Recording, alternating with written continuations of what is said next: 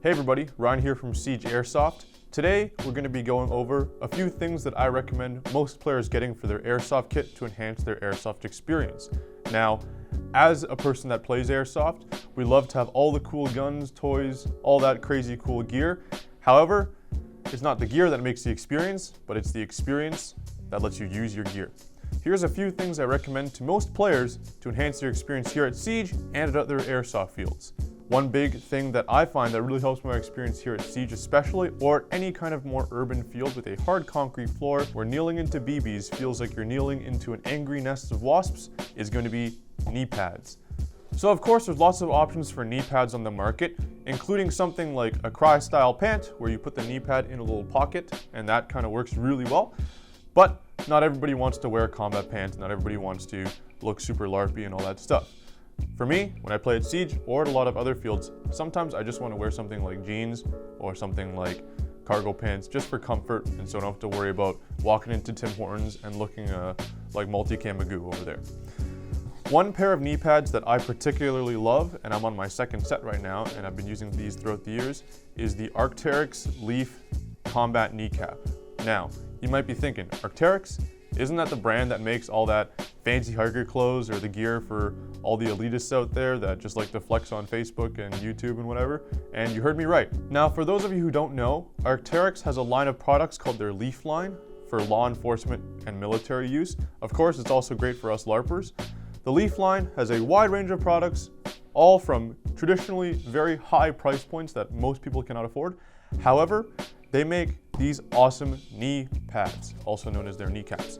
These kneecaps can be had for around just $70, or oftentimes on Boxing Day or Black Friday or days like that, you can find them for a lot cheaper than that. I got mine for around $50 actually on Black Friday last year. And I had a pair before that I also got on Black Friday about 3 years ago that I've been using for 2 years before they kind of gave out on me. These kneecaps are also made in Canada, which could be a huge plus if that matters to you. The reason why I like these kneecaps so much over all of the other knee pads I've tried, and I've tried most external knee pads, is the way they fit. A lot of times external knee pads, they tend to slip up and down and they eventually become ankle pads. These, I have not had that problem to nearly the same degree. Now, of course, if you adjust them wrong, they can fall down to your ankles, and if you hit something bad, they are still external, so they still can do that unless you get a special pair of pants that is very expensive and these slide into.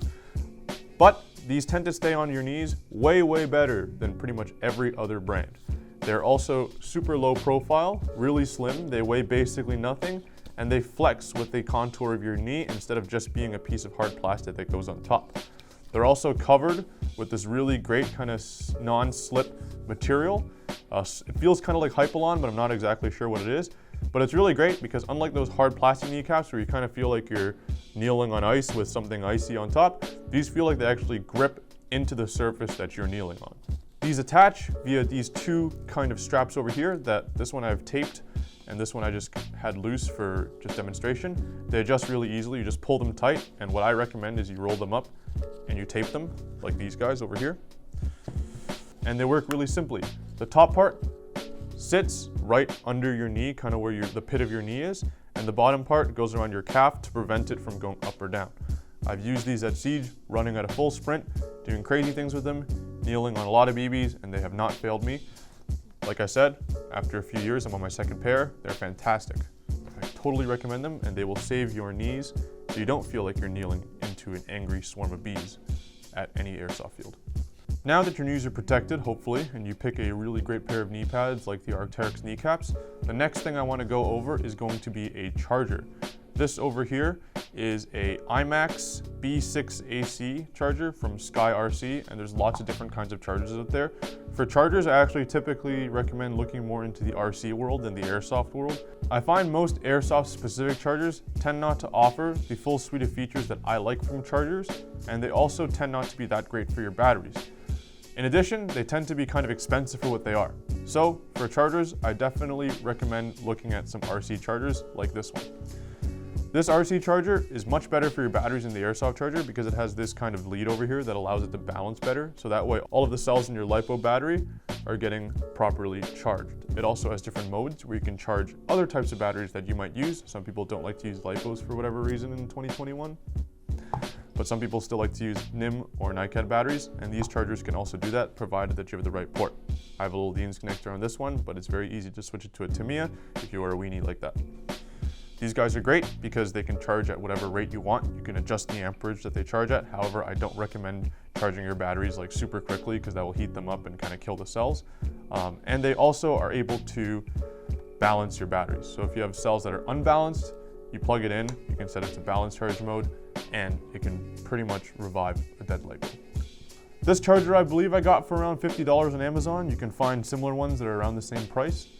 They don't have to be super expensive. You can get ones that can also charge multiple batteries at the same time if you're so inclined, but very accessible and very easy to get.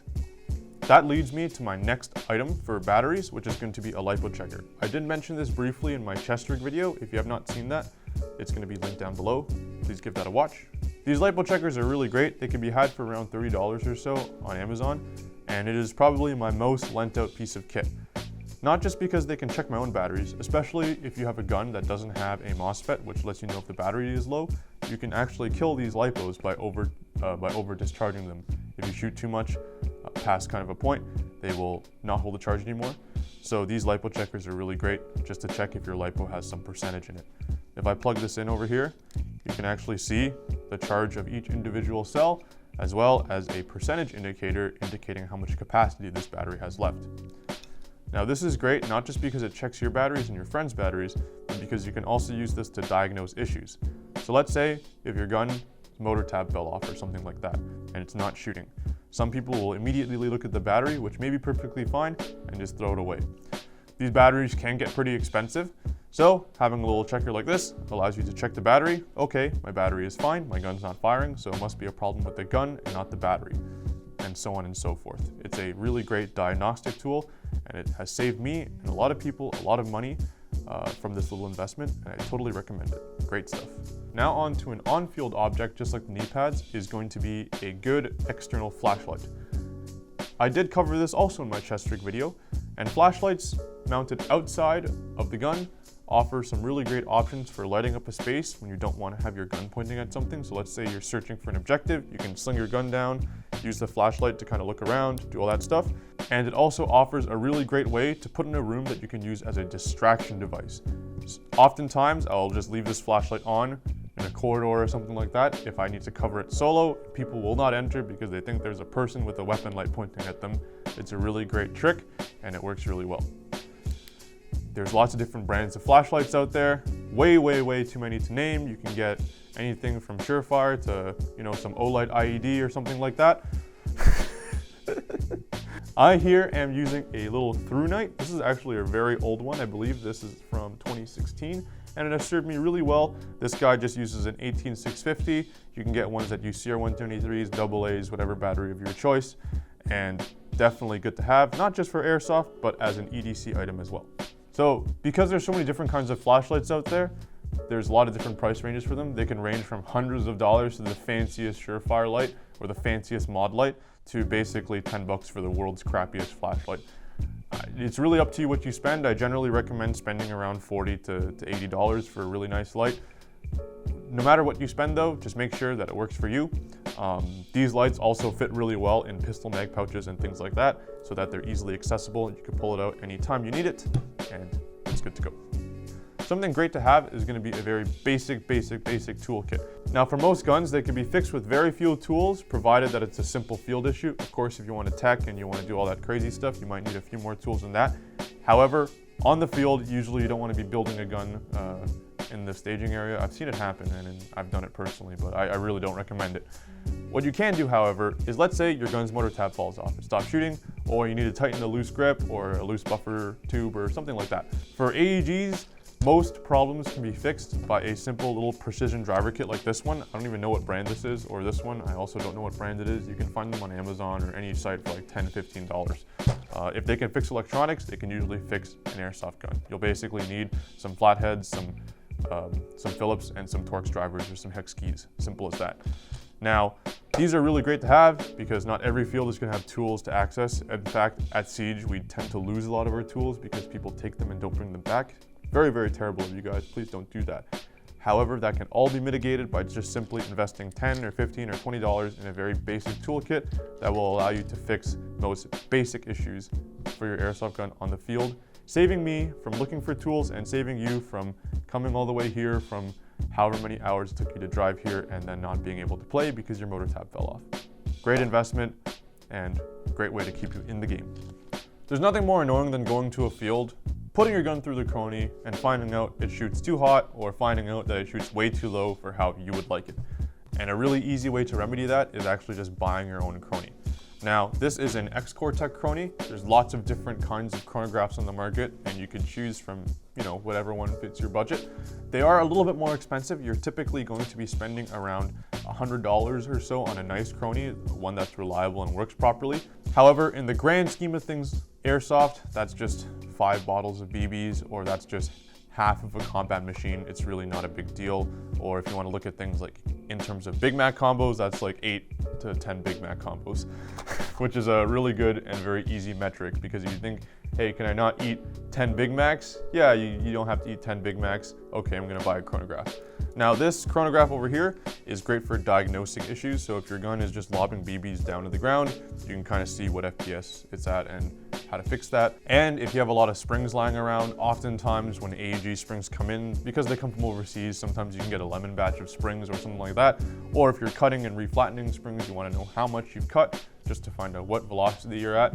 A chronograph is super necessary for that. Just another great tool for diagnosing a gun, and also just checking up on your gun to make sure everything's okay before you go in game. That way you go in game, the referee or staff chronographs your gun, and you are not surprised at the result. Remember, most fields do post their FPS limits online, including us, so don't come to the field, any field, and say, well, I didn't know, because all the information's out there. Get one of these, ensure yourself, make sure that you know what's going on, and you come prepared, so you don't waste people's time at the field, and you have a really smooth and enjoyable playing experience. So those are just a few things that I recommend for improving your airsoft playing experience here at Siege, or pretty much any field. Of course, if you guys want to see more small little product reviews, leave it in the comments below and we'll see if we can get to them. For now, make sure guys to practice, especially during this quarantine time where most of you guys can't play, to practice with your guns, practice with your kit, practice teching if that's what you're into, and we hope to see you out here soon. Thank you so much for watching.